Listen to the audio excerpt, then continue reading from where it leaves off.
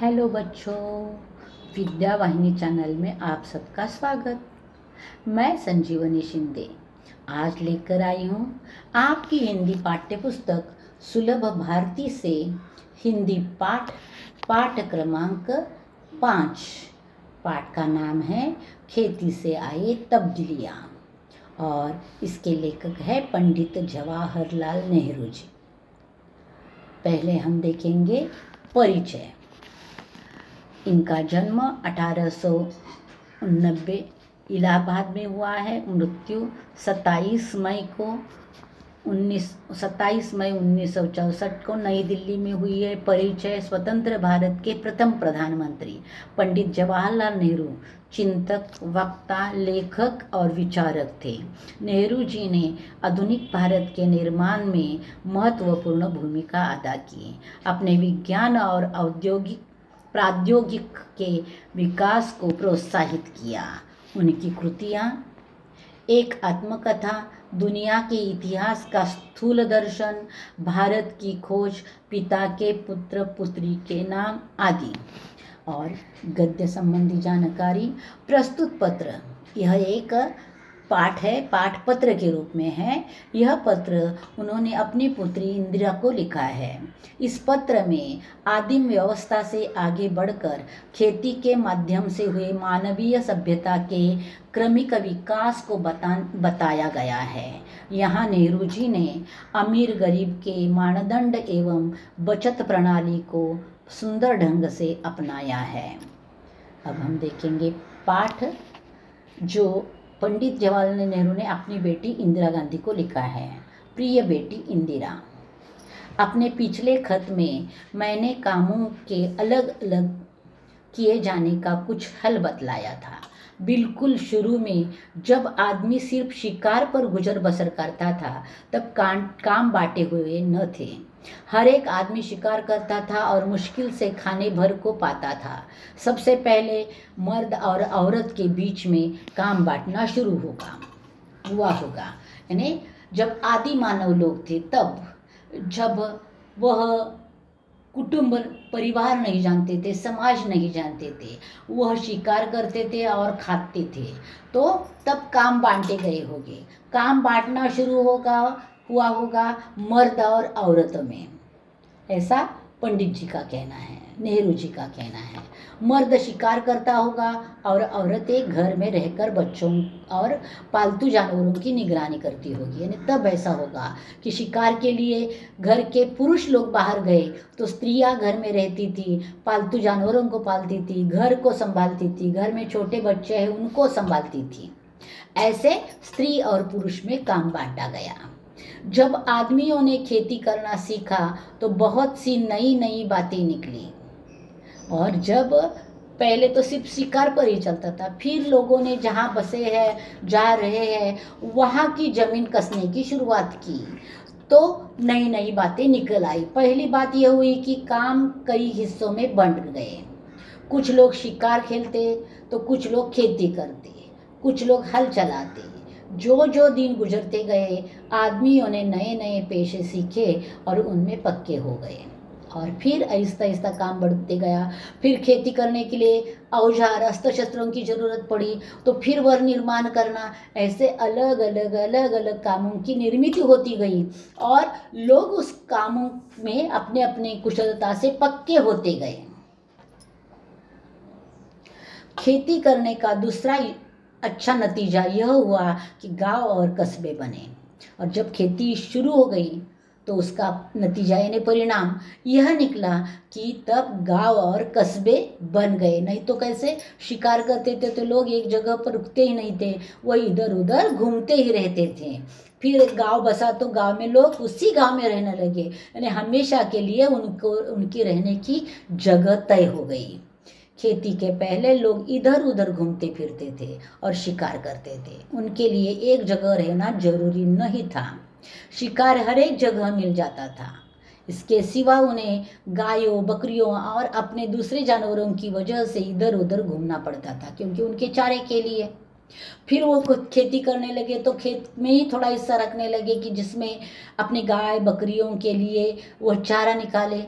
तो इस प्रकार वह अब उनको अपने प्राणियों के लिए भी घूमना नहीं पड़ रहा है। इन जानवरों के चराने के लिए चरगाहों की ज़रूरत थी। चरगाह यानी चराने के लिए कुछ जगह होनी जरूरी थी। तो लोगों ने मिलकर गांव के पास की कोई ज़मीन छोड़ी होगी कि यहाँ पर जो भी घास आएगी वह सब गांव के जानवर खाएंगे। एक जगह कुछ दिनों तक चरने के बाद ज़मीन में जानवरों के लिए काफ़ी घास पैदा नहीं होती थी और सारी जाति को दूसरी जगह जाना पड़ता था। जैसे भटकी जमात कहते हैं कि कई दिन यहाँ रहते हैं, फिर यहाँ से उठकर दूसरी जगह जाकर रहते हैं, दूसरी जगह से तीसरी जगह जाकर रहते हैं, वैसे। लेकिन जब खेती करने लगे तो खेती में बीज बोया है, फिर उसका अनाज निर्माण होता है, उसे निकालना है, फिर दूसरा बोना है, तो लोगों को उस जगह रहना पड़ा। जब लोगों को खेती करना आ गया तो उनका जमीन के पास रहना जरूरी हो गया। जमीन को जोत बोकर वे छोड़ नहीं सकते थे। उन्हें साल भर तक लगातार खेती का काम लगा ही रहता था और इस तरह गांव और शहर बन गए। और देखो, एक साल में बोना, फिर उसको बड़ा करना, फिर अनाज को निकालना, फिर हमने जमीन में मेहनत की है, जमीन को साफ सुथरा किया है, तो उस जमीन को छोड़कर वो लोग जाते नहीं थे अनाज निकालने के बाद भी। तो उसी जगह पर वो लोग रहने लगे और इसके कारण गांव और शहर बन गए। दूसरी बड़ी बात जो खेती से पैदा हुई वह यह थी कि आदमी की जिंदगी ज़्यादा आराम से कटने लगी। फिर लोगों के पास कैसे, पहले शिकार करते थे तो क्या होता था, ज़्यादा शिकार मिलती नहीं थी और मिली तो भी वो सड़ जाती थी, तो फिर दूसरे खाने के लिए फिर दोबारा दूसरी शिकार करना पड़ता था। लेकिन जैसे खेती करने लगे वैसे लोगों के जीवन में थोड़ा आराम आ गया। वो कैसे, खेती से ज़मीन में अनाज पैदा करना सारे दिन शिकार खेलने से कहीं ज़्यादा आसान था। इसके सिवा जमीन में अनाज भी इतना पैदा होता था जितना वे एकदम खा नहीं सकते थे। लेकिन अनाज तो कई दिनों के लिए, कई महीनों के लिए अच्छा रहता है। जैसे शिकार तुरंत सड़ने लगती है वैसे नहीं होता था। इसके लिए उनके पास खाने के लिए भी कुछ बचा रहता था। इसके लिए उनके जीवन में आराम आ गया। एक और मजे की बात सुनो, जब आदमी निपट शिकारी था तो वह कुछ जमा न कर सकता था या कर भी सका तो बहुत कम, किसी तरह पेट भर लेता। यानी शिकार करता था तो वो ज़्यादा कमा नहीं सकता था। मैंने कहा ना कि अगर शिकारी ने बहुत बड़े जानवर की शिकार की है तो भी वो उस मांस को, मरे हुए प्राणी को ठीक नहीं रख सकता था क्योंकि वो सड़ जाता था। इसके लिए उसके पास कुछ नहीं था। आज खाया अभी खाया खत्म, ऐसा था। लेकिन जैसे वह खेती करने लगा उसके पास बहुत कुछ बचने लगा और फिर बैंक निकल आई और बैंक में वह अपने रुपए पैसे रखने लगा। उसके पास बैंक न थे जहाँ वह अपने रुपए व दूसरी चीज़ें रख सकता। उसे तो अपना पेट भरने के लिए रोज शिकार खेलना पड़ता था। खेती से उसे एक फसल में ज़रूरत से ज़्यादा मिल जाता था। अतिरिक्त खाने को वह जमा कर देता था। इस तरह लोगों ने अतिरिक्त अनाज जमा करना शुरू कर किया।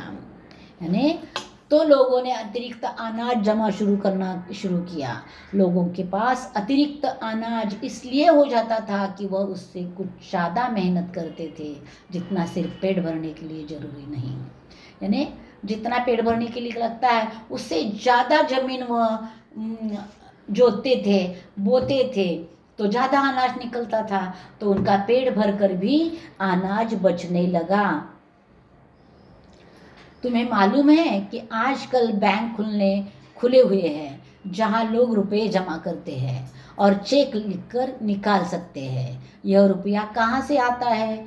अगर तुम गौर करो तो तुम्हें मालूम होगा कि यह अतिरिक्त रुपया है, यानी ऐसा रुपया जिसे लोगों को एक बारगी खर्च करने की ज़रूरत नहीं, यानी एक बारगी यानी एक ही साथ खर्च करने की ज़रूरत नहीं है।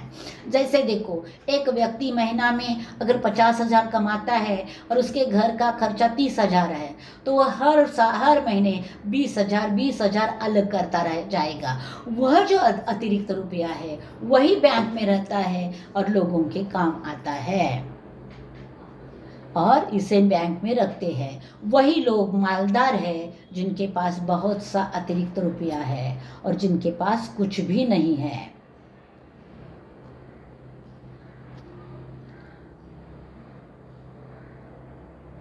आगे तुम्हें मालूम होगा कि यह अतिरिक्त रुपया आता कहाँ से है।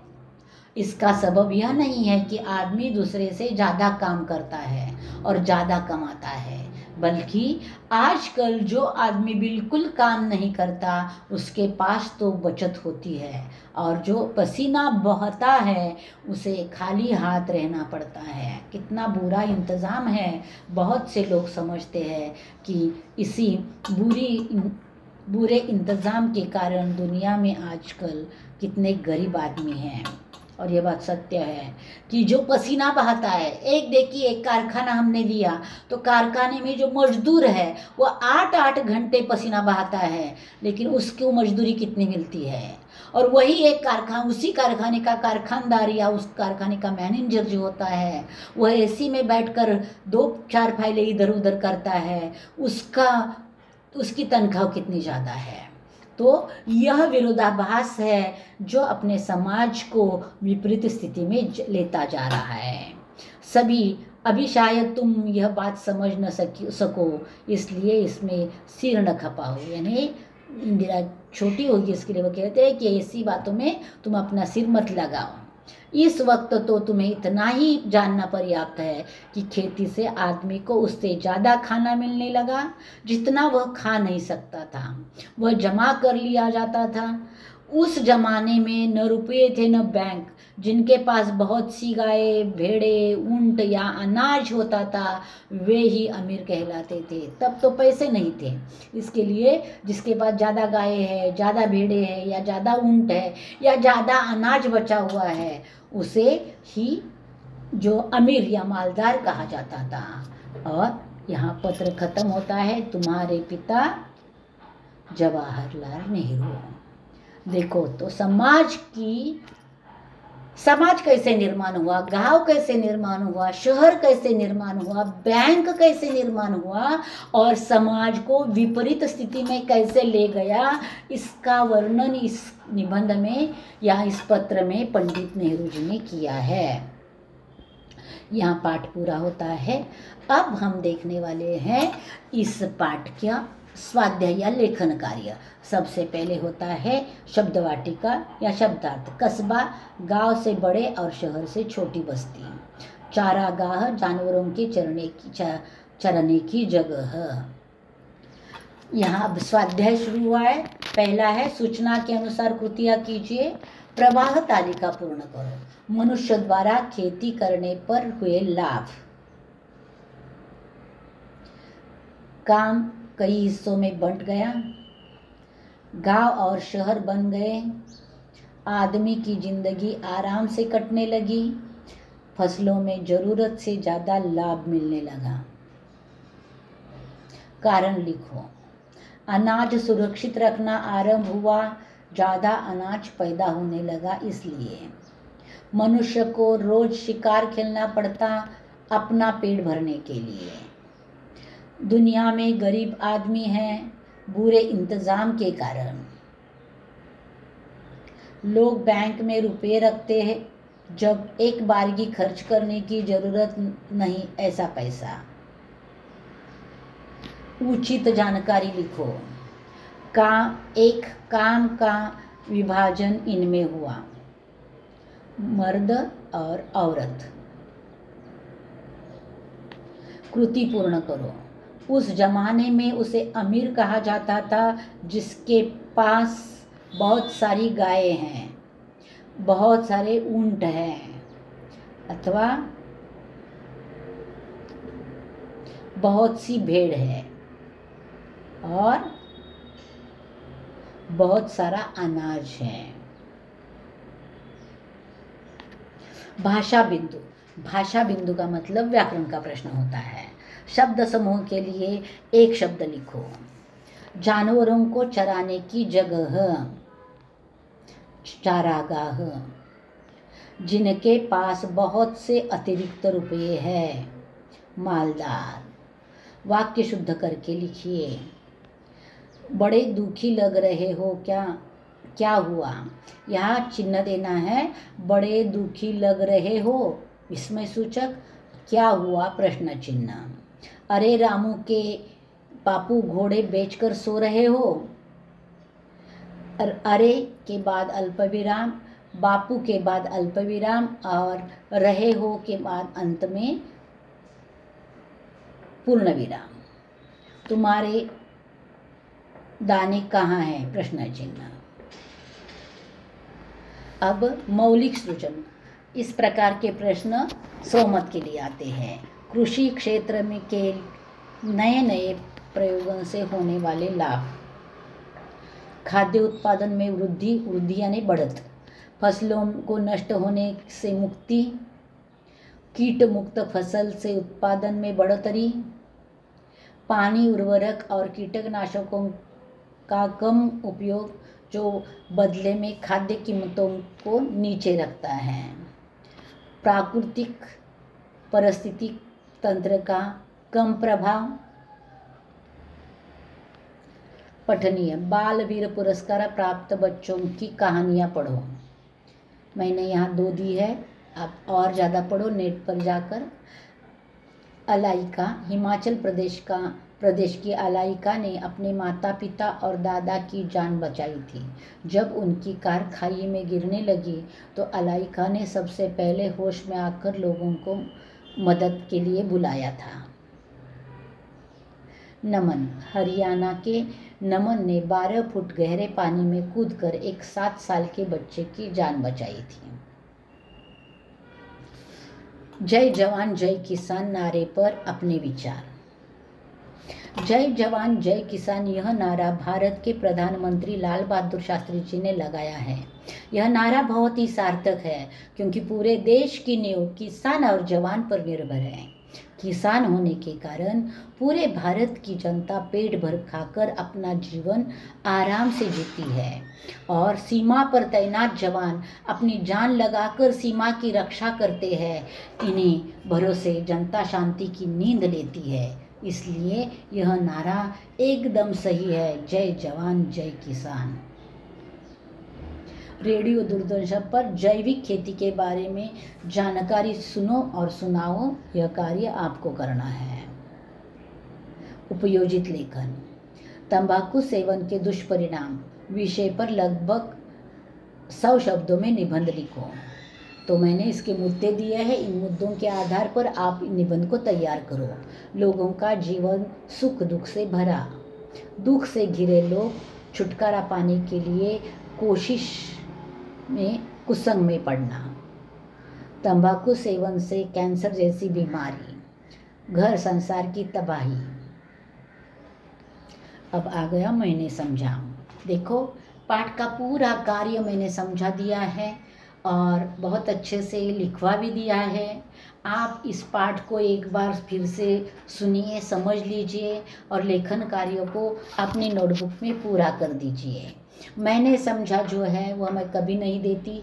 इस पाठ को पढ़ने के बाद आपने क्या समझा ये 2-4 वाक्यों में आपको लिखना है, वह आप तैयार कीजिए। यहाँ यह पाठ समाप्त होता है। जल्द ही अगला पाठ लेकर मैं वापस आऊँगी, तब तक इंतज़ार में रहना। धन्यवाद बच्चों।